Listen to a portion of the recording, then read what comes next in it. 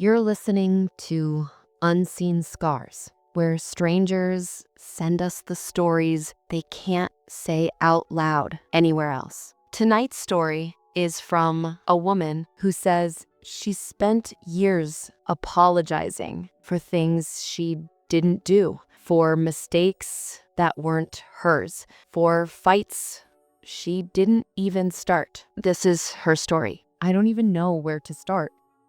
I've deleted this draft like 6 times already. My hands are literally shaking.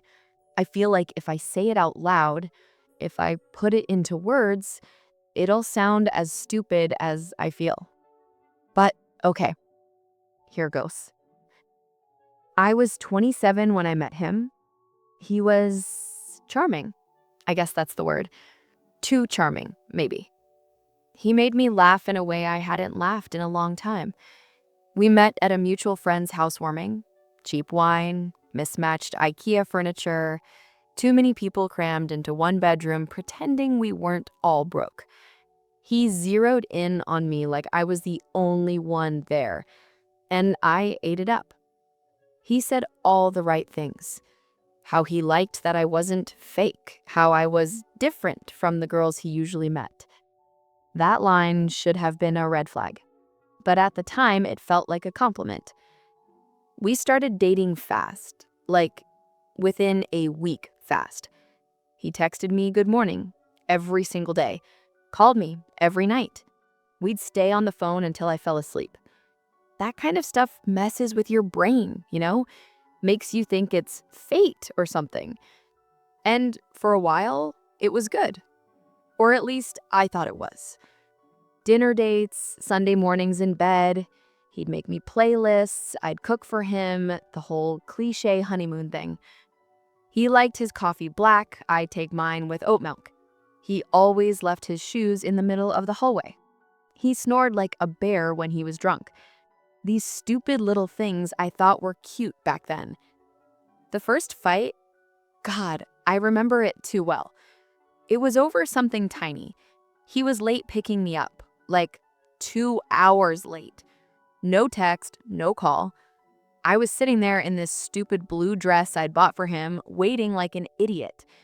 He finally showed up, no apology, just acted like I was being dramatic.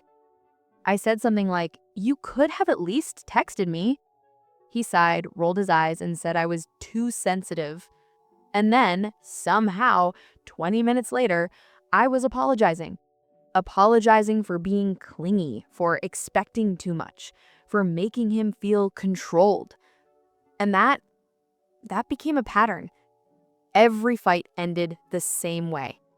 Me apologizing, him acting like I was crazy for even being upset. If he forgot my birthday plans, I apologized for overreacting. If he lied about hanging out with his ex, I apologized for not trusting him enough. If he shouted at me in public, I apologized for embarrassing him by bringing it up later. I don't know how he did it. It was like this Jedi mind trick. He'd twist my words, twist the whole story, until I was crying and begging him to forgive me for something he did. And the worst part, half the time I believed it. Like maybe I was too much, too demanding, too jealous, too needy. He used to say, "You're the only one who makes me feel this way. No one else has ever pushed me this far." And instead of hearing that as an insult, I heard it like I mattered, like I was special. God, typing that out makes me feel sick. The thing is, I kept thinking it was just me. Like maybe I was bad at relationships. Maybe I didn't know how to love someone the right way. He always had this way of flipping it back on me. If he didn't call for 3 days, it was because I smothered him and he needed space. If he flirted with a waitress right in front of me, it was because I never made him feel wanted anymore. If he lied, well, then it was my fault for making him scared to tell the truth. Like, how do you even argue with that? I'd get so twisted up in circles that by the end of it, I couldn't remember what I was even mad about. There's this one night burned into my brain. We were supposed to go to my friend's engagement party. He promised me he'd be there, that we'd show up together. But he got caught up with the guys, showed up 2 hours late, already drunk, loud, and obnoxious. And instead of being mad, I spent the whole night making excuses for him. Oh, he had a long day. Oh, he's just tired. Smiling like everything was fine while my stomach was in knots. After the party, I finally snapped a little. I said, "Do you even care about me? Do you even care about my friends?" And he just laughed, said I was crazy for making a scene. Then, silence. Like, stone cold, shut down, wouldn't talk to me, silence. You know how long I lasted? 3 hours. 3 hours before I was begging him to talk to me, before I was apologizing for ruining his night. Do you know how humiliating that feels? To be crying, snot running down your face, saying sorry for something you didn't even do just to get him to look at you again? I hated myself in those moments, but I couldn't stop.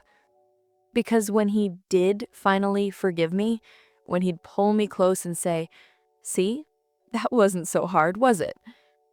The relief felt like love, like oxygen, like maybe I wasn't worthless after all. That's the trap. That's the cycle. Hurt, silence, apology, fake peace. Repeat. It went on for years, literally years. The breaking point wasn't even a big explosion.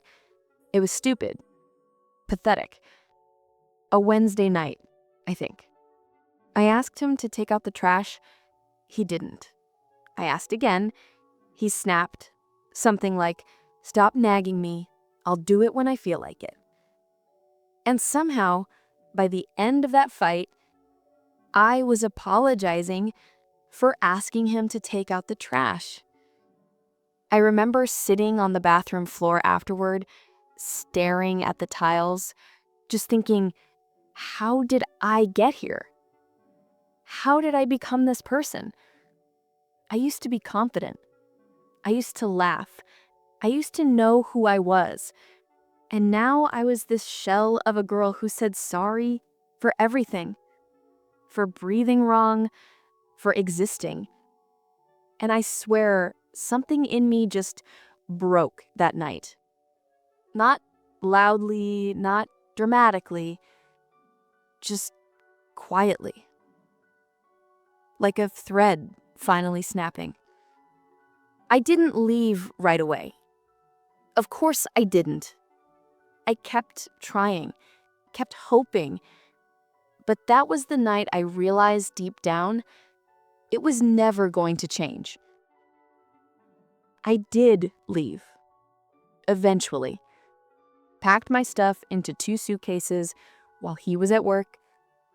Left the stupid coffee mugs, left the couch, left everything that reminded me of him.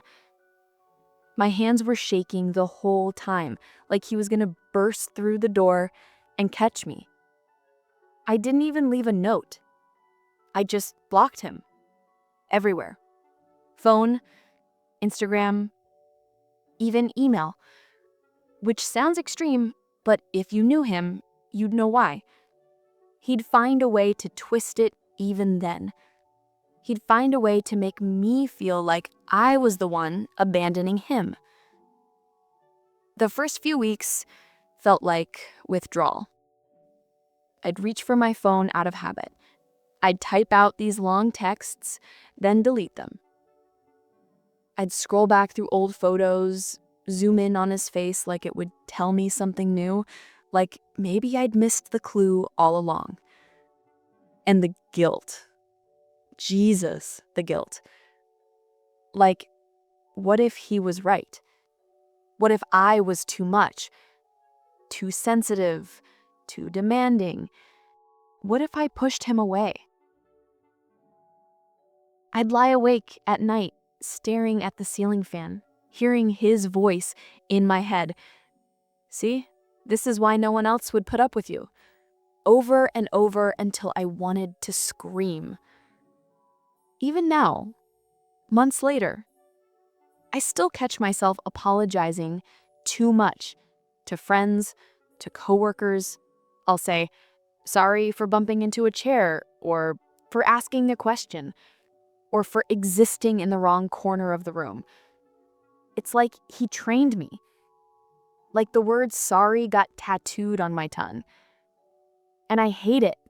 I hate him for it.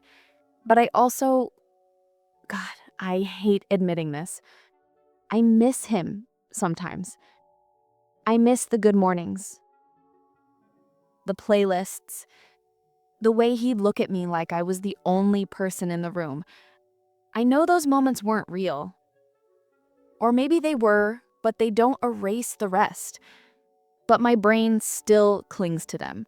I ran into him once at the grocery store. He smiled like nothing ever happened, said, "Hey, stranger," like we were just old friends catching up. And for half a second, my chest tightened like maybe I'd made a mistake. Maybe I should have stayed. Then I remembered the bathroom floor, the trash fight, all the nights I begged him to forgive me for his screw-ups. And I walked away, didn't even look back. But I'm not healed. Don't get me wrong. I'm not over it. I'm not stronger. I'm not sitting here with some empowering speech about loving myself. I'm just existing, one day at a time. Some nights I cry. Some nights I laugh. Some nights I stare at the ceiling fan again and wonder if I'll ever be normal. And maybe that's it. Maybe that's where I am right now. Not better, not worse, just here. That's where she left it, still caught in the mess, still trying to untangle what happened to her. Thank you for sharing this story with us, and thank you for listening. We'll be back with another one soon.